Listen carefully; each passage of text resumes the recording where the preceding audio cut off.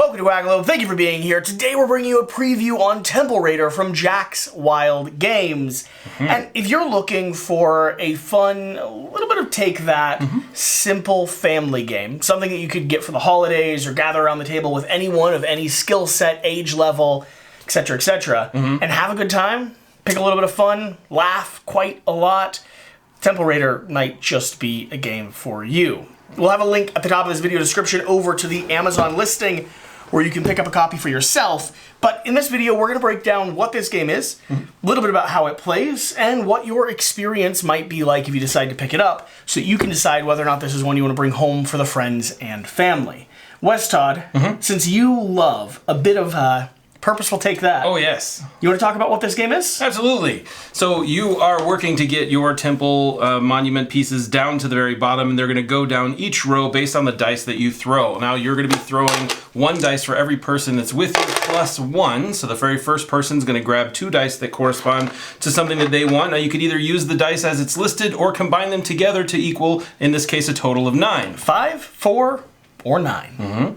And then you'll move either the 5 and 4 down by 1, or you'll move the 9 down by 1. Or, if you choose, you could also use the corresponding card that you've got at the bottom instead of moving your people. Now, using those cards is very important because that's where a lot of that take that element happens. Every player has a little bit of their own special abilities depending on what cards is out here in the bottom of their tableau, and as you start moving totems down, you'll be either landing on open spaces or red lava spaces. The red lava is how you'll bump other players back up by using, like you said, some of these card abilities like Flame Burst, Fire Plume, or I believe there's a giant volcano in here as well. Something along those lines, yeah. Or if you happen to pull two dice that have the lava flow on them, then you instantly create a lava advancement, yes. Yeah, so you'll be able to push other players around. Now, the core concept of this game is that you need to roll dice, pull numbers, use your card abilities, and drive all 10 of your totems to the bottom of your board. The first person to have their entire side of the temple completely clear is the winner.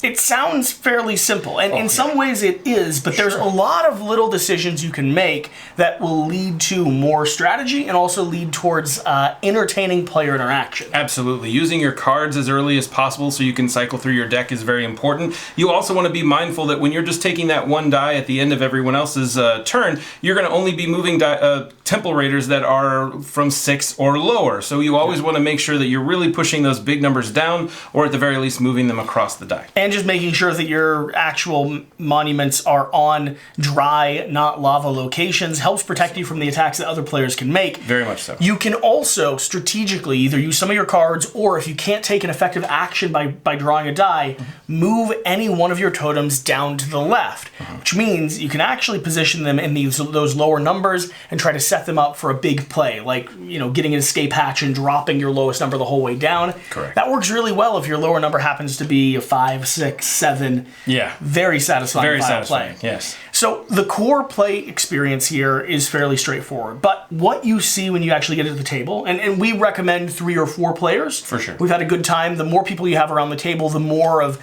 kind of the grumbling and back and forth you get, which is what we're looking for when it comes to more of a lightweight game that's designed for either friends and family to play who are new to board games, or designed for us to have kind of like an in-between game, something you can pull off the shelf, laugh a little bit while you're waiting for someone else to show up to game night. Yes. What we find when it comes to the actual course of play is you have this shifting element of everyone paying attention to the person that's slightly in the lead, pummeling them a little bit, and then realizing they might have overcorrected, and then jumping back in and trying to do this dance of drafting numbers that won't allow them to actually take an effective turn, grabbing 2 numbers that maybe are not the best for you, but they trigger a lava flow, or positioning what you have on the board so that you can actually cycle cards at the right moment as you pull totems off of the actual staircase, giving you or setting you up for maybe a big play at certain moments. Yeah, and one of the other things that happens as you're moving your temple pieces down here, you'll start filling up your altar room, which will allow you to add additional pieces there, because if you fill up your altar room with these 2 locations, not only on an 11 or 12 will you have a wild move where you can move any you want, but you'll also also move your smallest relic down 1 space as well, so it's 2 for the price of 1. And then you have the mitigation strategy here in the storage room, where if you take something out of your storage room and put it in the camp, that adds 1 to the die that you have, which is very helpful towards the end of the game. Yeah, so the more monuments you get off, the more decisions you have around when and how you actually want to use those monuments to trigger more special abilities.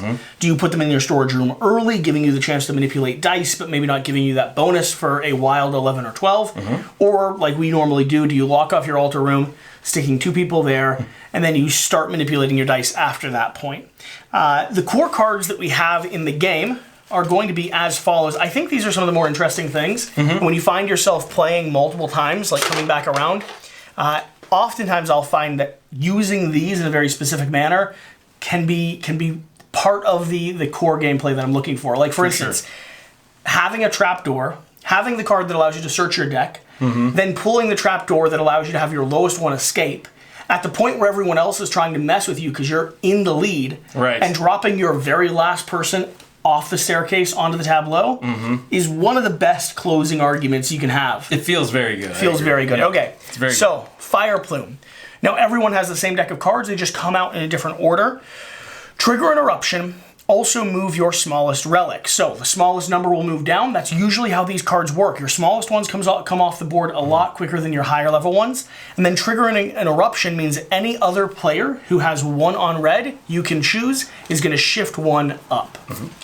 We have Flame Burst. Trigger 2 eruptions. Also move your smallest relic. West, we have Ancient Map.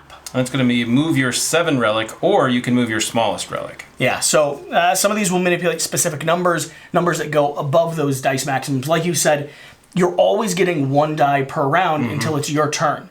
So you can get up to 12 if you have 2 6s on your turn. Correct. But everyone else's turns, you're getting 6 down. Mystic Mirror. Copy 1 of your other power cards on your player board so you could redo another card that's already currently down. I use this to duplicate an 8 card, which allowed me to get my 8 off the temple very quickly. We have Grappling Hook. Move your 10 relic or move your smallest relic. Sometimes you don't have a 10 relic on the board, and sometimes you have maybe those mid relics are actually your smallest relics. So these become very powerful towards the end of the game. For sure. Hidden Door. This is what I was talking about. Your smallest relic escapes the temple. Well, if you only have 1 relic left, Yeah, even if it's a 10, that's your smallest relic. Let's see here. All-Seeing Eye. Yeah, that way you get to look through your discard pile and then or your power cards and place it on the top of your board, so you can just literally take it, your best card that you want, the one you've been begging for. Trapdoor is right what the answer is. Trapdoor is always the answer, especially late in the game.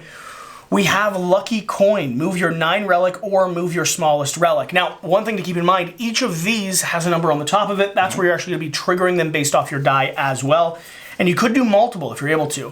Flame Burst is going to be that same. Trigger 2 eruptions, move your smallest relic. We have Lit Torches. Move your 8 relic, this is the one I duplicated, or move your smallest relic. We're going to have another Fire Plume and then the Cursed Mask. Yeah, the Cursed Mask is that you get to move your smallest relic and each opponent discards a power card of their choice. If you see someone holding on to a single card, knock it off. It's a good time to get it gone. Another Ancient Map here, which is going to be your 7 relic.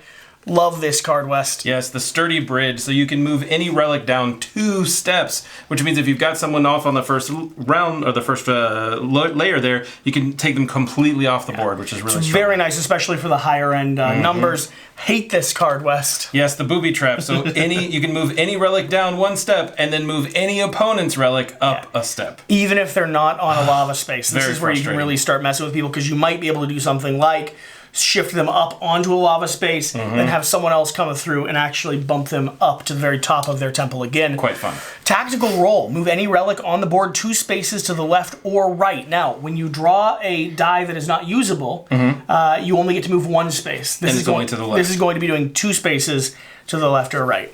We have Shortcut.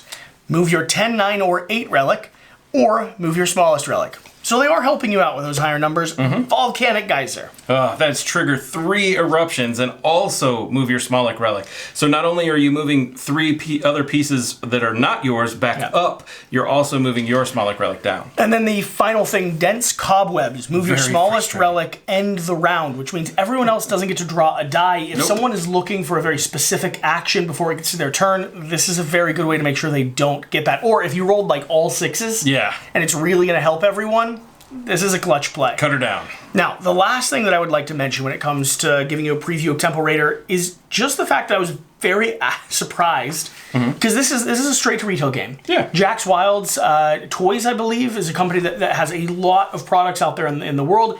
Very good at producing and creating kind of kids and children and family game toys. Boardgames is a new area that they're starting to get into.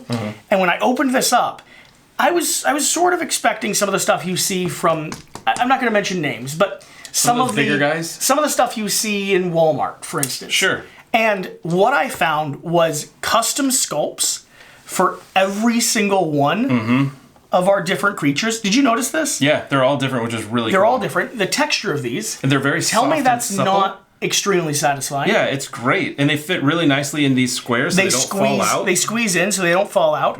We have cut boards, not dual layer, but with slots in them instead of just the flat plastic. Thick cards. Very nice that thick feel cards. very nice to play with. Oh, by the way, some of those were they're other color. There's not duplicates. I was wondering why we came across that. We have custom dice. Yeah, they're actually like in some sort of a little cage, which is pretty cool. A full-on hard plastic dice tray that allows you a place to roll and also like, nice place to pick up and place the die. It's just a very well crafted and produced game. Yeah, it really is. It's almost, in a sense, Kickstarter-esque in that it has all of those bells and whistles in a way. It has a good table presence, has a nice aesthetic, is fun to play with, partially because of just how nice it is to interact with. Yeah. Like, I want to sit and chew on these. Yeah, they might have good flavor. I'm not going to, but I want to sit and chew on these. Most of the time in our industry, what you find in titles like this would be maybe a tray like this, but usually like a cardboard box. Right. You'd have simple dice, like classic dice, not these custom, like molded box dice. These would all be exactly the same. They might be different colors. They might be. They might be different colors. They'd all be the exact same mold, though. For sure. These cards would be way thinner. Definitely. And this would just be a flat piece of pliable cardstock almost. Yeah. So, Jack's Wild, unnecessary, but appreciated. Yeah, for sure. And also, I would argue, if they want to create a brand or if they want to start creating a name for themselves as like one of the go-to family game publishers, you gotta go a little above and beyond. This is the way you do it. You've got our attention. Cool. All right. Thank you for watching. Thank you for being here. Swing over to that Amazon link down below. Take a look. Let us know if this seems like something that you all would enjoy at home. I think you're planning on bringing it home to play with your kids, right? I'm 100% stealing this, and it is going to go to my house and play with my children. Absolutely. Yeah. What are the ages? My children are age 10 to 14. Yeah. So they love messing with Dad. So I'll never win this game. No, of course not. But the kids will have a great time messing with Dad, and that's what it's all about. Yeah. Very cool. Very cool. All right. Thanks for watching. Whatever the case, though, whatever you do, remember to do the important thing. Always get the lava. I'll always make the lava happen. Mess with Dad. That's the best part. Mess with Dad. That's a good hop on pop. We'll see you next time. Bye. Bye.